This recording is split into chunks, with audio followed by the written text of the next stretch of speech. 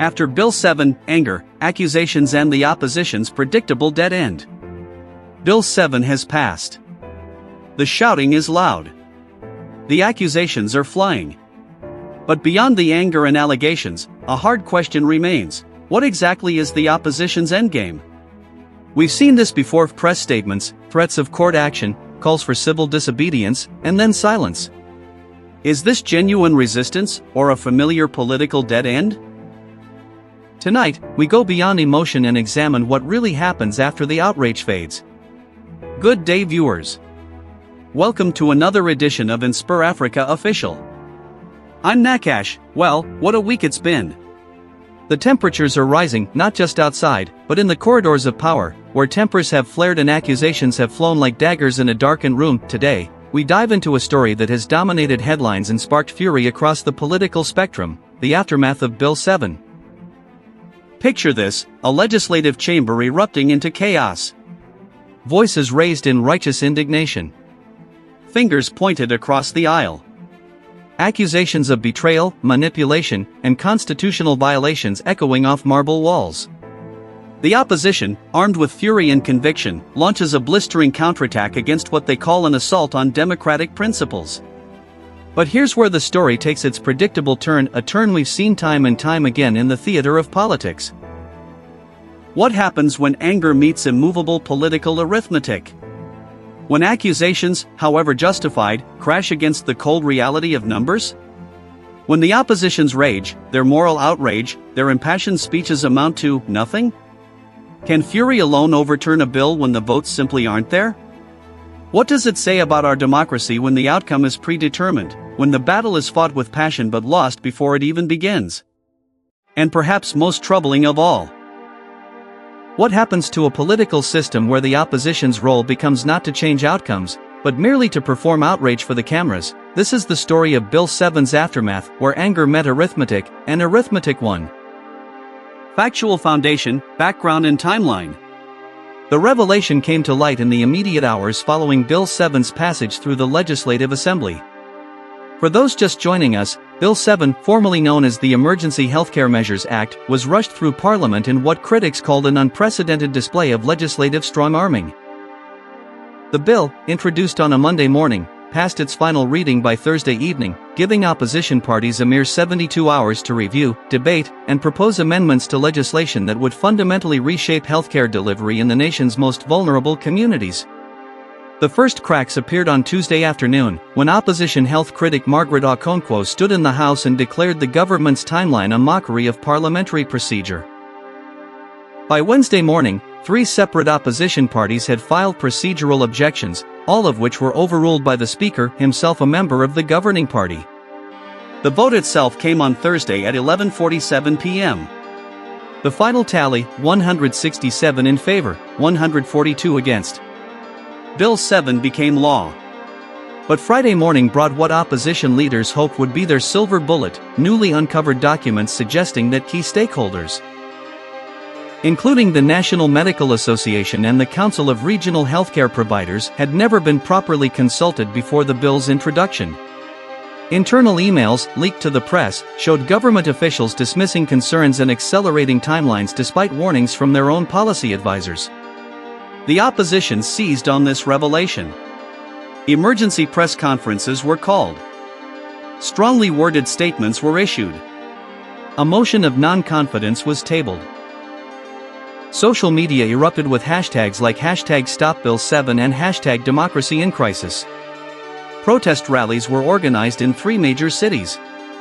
And then, the government majority simply voted down the motion of non-confidence. 168 to 141. The pattern was set. Anger, accusations, and the opposition's predictable dead end. Direct evidence. The most searing testimony came during Friday's emergency session, when opposition leader James Kimathi took to the floor for what would become a 40-minute philippic against the government's handling of Bill 7. Mr. Speaker, Kimathi began, his voice barely controlled, I rise today not just as the leader of the opposition, but as a representative of the millions of citizens who have been shut out of this process. And I will ask the Minister of Health directly, how? Can you justify ramming through legislation that affects every single person in this country without proper consultation? Health Minister Dr. Patricia Mwangi responded with measured calm, "Mr. Speaker, the honorable member knows very well that we conducted extensive consultations over the past 6 months. We've met with stakeholders, we've reviewed submissions, and we've..." 6 months? Kimathi interrupted, his voice rising. 6 months before you completely rewrote the bill in the final week? The document that passed yesterday bears almost no resemblance to what stakeholders reviewed in April. The Speaker intervened, "Order. The honorable member will allow the minister to respond." Dr. Mwangi continued, "The changes made were necessary adjustments based on evolving circumstances. The core principles remained." Core principles? Kimathi's laugh was bitter.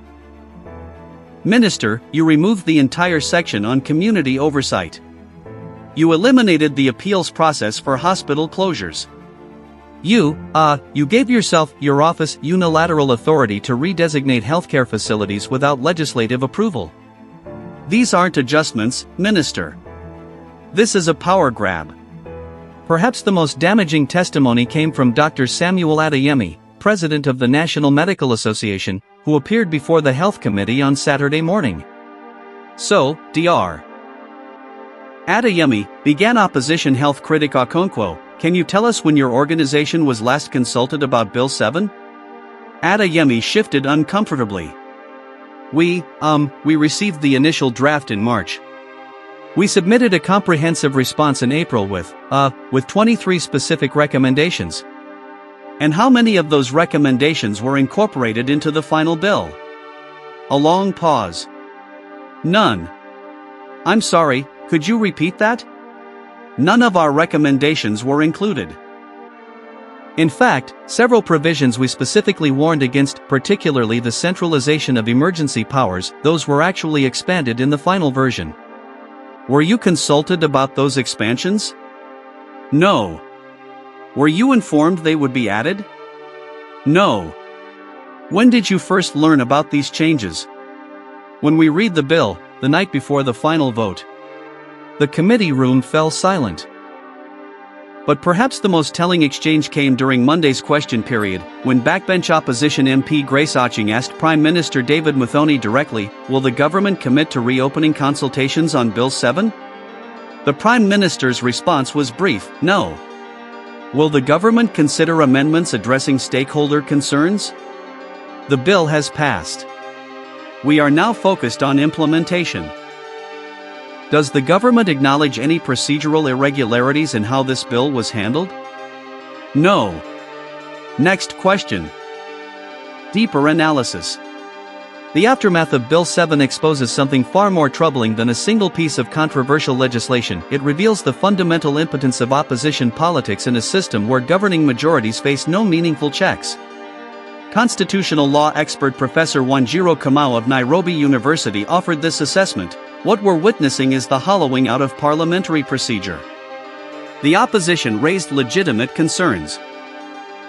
Concerns about consultation, about transparency, about constitutional limits on executive power. But in a Westminster-style parliamentary system with strong party discipline, those concerns become performative rather than substantive. The outcome was never in doubt.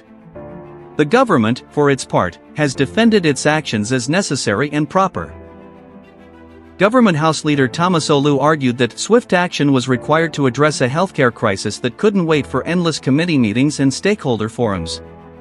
But critics point out that the crisis justification rings hollow when the bill's most controversial provisions have nothing to do with emergency response and everything to do with long-term structural changes to healthcare governance. The legal questions surrounding Bill 7 remain murky. 3 civil rights organizations have announced their intention to challenge the law in constitutional court, arguing that the government's failure to conduct meaningful consultations violates citizens' constitutional rights to participate in legislative processes affecting their welfare. However, legal analyst Fatima Hassan notes that such challenges face steep odds. The courts are generally reluctant to second-guess parliamentary procedure unless there's a clear constitutional violation. Inadequate consultation, while troubling, may not meet that threshold. The political implications are perhaps even more significant. Opposition parties have found themselves in a familiar trap. They can make noise, they can raise alarms, they can even be proven right about procedural violations, but they cannot change outcomes. Political scientist Dr. Chidi Okafor describes this as the opposition paradox. They need to appear strong and principled to maintain their base, but that very performance highlights their powerlessness. Every passionate speech that goes nowhere, every motion that gets voted down, every revelation that changes nothing, it all reinforces the narrative that opposition politics is futile. Some opposition figures acknowledge this privately.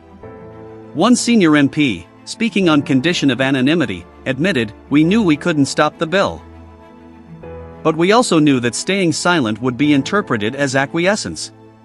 So we fought the fight we knew we'd lose, because sometimes that's all the opposition can do, lose publicly and loudly." The governing party, meanwhile, has taken a different lesson from the Bill 7 saga. Several government MPs have suggested privately that the opposition's fierce resistance actually strengthened their resolve, turning what might have been a routine legislative matter into a test of political will that the government was determined to win. But perhaps the most disturbing aspect of this entire episode is how predictable it all was. From the moment Bill 7 was introduced, seasoned political observers could map out exactly what would happen. Opposition outrage, government indifference, procedural battles, inevitable passage, and then, what? The opposition's anger dissipates into the parliamentary record. The government moves on to the next item on its agenda. And the cycle repeats. This raises profound questions about the health of democratic institutions when opposition becomes theater rather than genuine contestation. When the form of democracy, debates, votes, procedures, exists without the substance of democratic outcomes being genuinely uncertain. And so, viewers, the story of Bill 7 and its aftermath stands as a case study in modern opposition politics, fierce in rhetoric, powerless in practice. The anger was real. The accusations were justified. But the dead end was, as always, entirely predictable. Thank you for watching today's edition of InspirAfrica Official. This is the kind of story that demands our continued attention, because it's not really about one bill or one government. It's about the fundamental question of whether opposition politics serves any purpose beyond performance in a system designed to concentrate power in the governing majority. I want to hear from you in the comments below. Do you think the opposition had any other options? Should they have fought differently, or is this simply the reality of parliamentary politics? And most importantly, what does it mean for democracy when the outcome is never truly in doubt? We'll be back tomorrow with more stories that matter, more questions that need asking, and more accountability that needs demanding. This is Nakash, reminding you to stay informed, stay engaged, and never stop questioning those who hold power. Until next time.